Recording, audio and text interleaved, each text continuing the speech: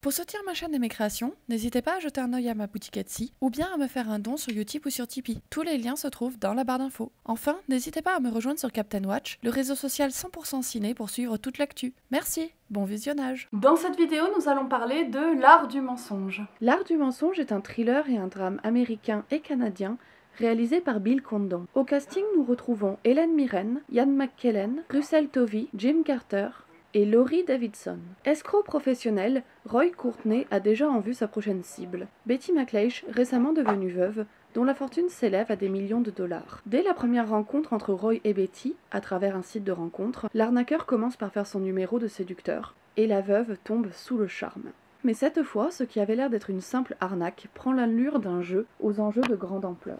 C'est un film dont je n'attendais pas grand chose. À vrai dire, je l'ai vu uniquement parce que j'avoue que j'aime bien les films d'arnaque. D'ailleurs, je sais pas ce que vous en pensez, mais je trouve que c'est un genre qui est en pleine recrudescence. À part les Ocean's 11, 12, etc., on n'avait rien eu pendant des années. Et là, ça fait 2-3 ans avec Queen, Les Baronnes. On a eu aussi un remake avec Rebel Wilson et Anne Hathaway d'un film d'arnaque des années 60 qui était pas mal du tout. Donc là, on a cette année L'Art du mensonge, donc c'est la version vieille, puisque c'est avec Helen Mirren et Ian McKellen du film d'arnaque. J'attendais pas grand chose de ce film. Écoutez, je suis très surprise. Je suis très surprise parce que les 3/4 du film, c'est d'un classicisme parfois navrant. C'est pas hyper passionnant, c'est pas hyper bien construit. Il y a des retournements de situation qui sont gros comme le nez au milieu de la figure. On suit ça avant tout parce que le casting est plaisant. Et le dernier tiers du film, franchement, je m'attendais absolument pas à ça quand le film a commencé. Je ne vais pas vous spoiler, bien évidemment, ce qu'il se passe durant le dernier tiers du film, mais je pense qu'il y a des personnes qui ne vont pas apprécier ce déroulement-là. Parce que, déjà, c'est extrêmement sombre par rapport à ce que nous avait donné le film, qui était plutôt léger jusque-là. C'est un retournement de situation qui est vraiment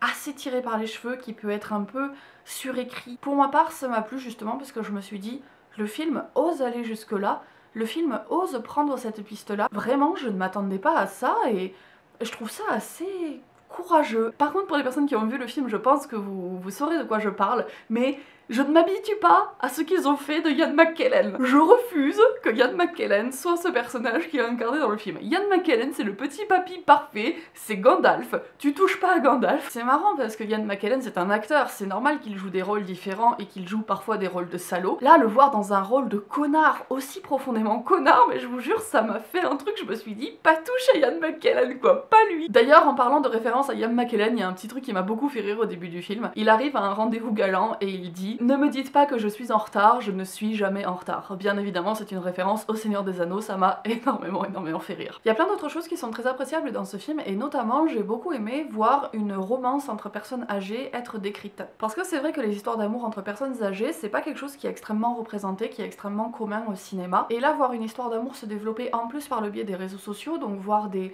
personnes âgées qui se mettent un petit peu à des techniques de drague moderne, j'ai trouvé ça très intéressant. D'autant plus intéressant que la question de la sexualité est vraiment abordée frontalement.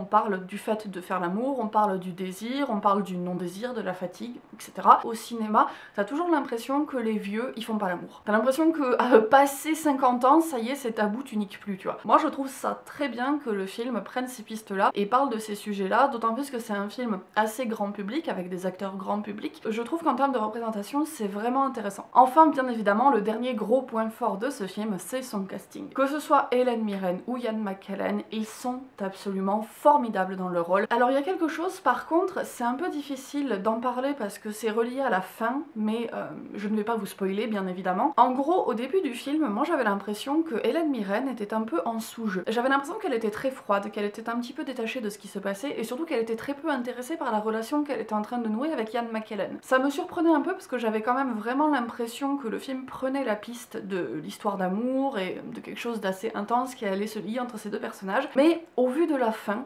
on comprend tout à fait pourquoi elle a ce sous-jeu. Et en fait, c'est quelque chose que j'ai beaucoup aimé parce qu'il y a plein de trucs au début du film où je me suis dit c'est gênant, c'est dommage que le film fasse ça, pourquoi il tombe là-dedans? Et en fait, tous les clichés, tous les trucs un peu gênants, tout ce qui était au début des erreurs, est expliqué par la fin. La fin est un vrai twist dans le sens où ça te fait complètement changer de regard sur ce que tu as vu précédemment. Pour vous donner un autre exemple, en fait, Hélène Mirren vit dans un quartier extrêmement huppé, très bourgeois. Et au bout d'un moment, on voit une personne noire dans une voiture qui fait très, vous savez, grosse BM, qui passe autour de la maison et c'est présenté comme étant une menace, c'est présenté comme étant quelque chose de négatif. Et je me disais, putain, mais vraiment, déjà depuis le début, on suit des méga gros bourges, on est obligé d'adhérer à leur putain de problème de bourges qui se regardent le nombril, et en plus de ça, on va avoir le cliché du mec noir qui fait peur dans la banlieue, et même ça, en fait, c'est expliqué par la fin. Depuis le début, en fait, le film joue vraiment la carte de l'arroseur arrosé jusqu'à nous arroser, nous, spectateurs, parce que il présente énormément de clichés qui sont tous des clichés. Et tout est du faux semblant dans le film, et je trouve ça intéressant que même en termes de représentation, en termes de clichés, en termes d'imagerie, le film aille contredire ces clichés grâce à la fin. Vraiment, je vous dis, ce film repose avant tout sur sa fin, qui est vraiment extrêmement surprenante et très bien menée. Peut-être que du coup, le film n'est pas assez subtil dans sa présentation des clichés, et peut-être pas assez subtil dans toutes ces incohérences qui sont magiquement expliquées par la fin. Peut-être que par exemple, la menace incarnée par la personne noire dans la voiture aurait dû être plus subtilement amenée. Parce que même si en termes sémantiques et en termes de construction, je trouve ça intéressant de voir un film qui te présente plein de trucs et qui retourne tout à la fin, je peux pas m'empêcher de me dire que ça aurait pu être fait de manière un peu plus subtile. Et ce manque de subtilité, c'est quand même quelque chose qu'on peut reprocher à l'entièrement du film. Même le retournement final, qu'est-ce que c'est clichouille. J'ai l'impression qu'on prend le cliché de ce qui peut être le plus maléfique et le plus méchant au monde et qu'on a tout mis dans un espèce de pot pourri. La fin est très surprenante aussi parce qu'on n'est pas dans le schéma classique de l'arroseur arrosé ou dans un schéma de rédemption classique. On est vraiment dans un espèce d'entre-deux qui est assez intéressant en termes de développement de personnages. J'ai trouvé ça intéressant en termes de leçons et de morale de se dire que un personnage ne change pas, qu'un connard reste un connard, qu'il sera toujours caché derrière des belles apparences, qu'il pourra toujours manipuler à souhait, mais que quand on tombe sur une personne qui est profondément toxique, ça ne sert à rien de lui donner du temps, de lui donner le droit au changement parce que ces personnes-là ne changent pas. On a plutôt tendance à avoir le discours inverse, à savoir avec beaucoup de temps, d'amour, d'attention, on peut changer les gens. Et je trouve ça assez intéressant de voir un film qui est finalement assez pessimiste sur le sujet, mais qui donne le point de vue inverse. C'est quelque chose qu'on ne voit pas forcément énormément au cinéma. C'est dommage que le film repose énormément sur sa fin parce que au-delà de ça, le déroulé est extrêmement classique, extrêmement convenu. Notamment,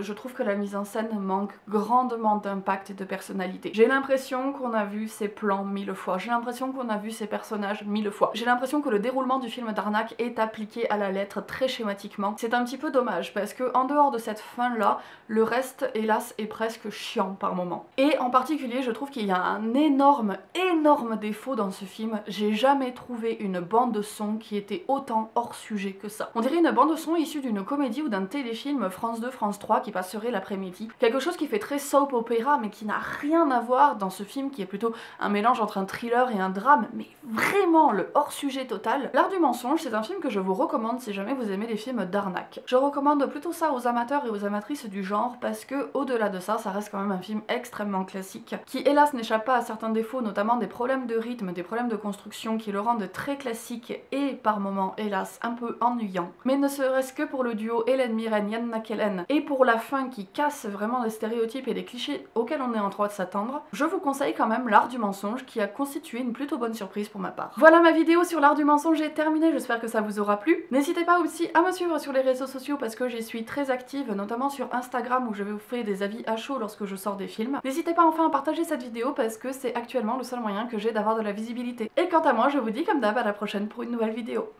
Salut!